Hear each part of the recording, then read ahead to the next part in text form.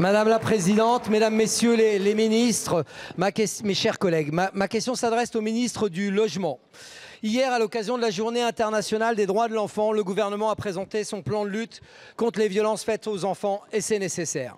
Mais parmi ces violences insupportables, il y en a une qui se joue tous les jours devant nous et dans nos villes, c'est celle que subissent les enfants lorsqu'ils dorment dans la rue. Ils s'appellent Zach, Michael, Hermès, Elisa.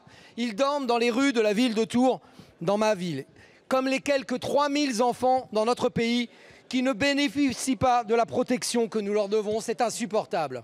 Depuis 12 jours, j'accueille quelques familles dans ma permanence transformée temporairement en centre d'hébergement d'urgence. Ce n'est pas plus une solution que de dormir dans une école. Mais c'est pour lancer un énième cri d'alerte. Dès ce soir, ce sont de nombreux enfants et leurs familles qui appelleront à nouveau le 115 pour espérer que la rotation leur soit favorable. Beaucoup encore seront sans solution et c'est insupportable. L'abbé Pierre disait « Les hommes politiques ne connaissent la misère que par les statistiques.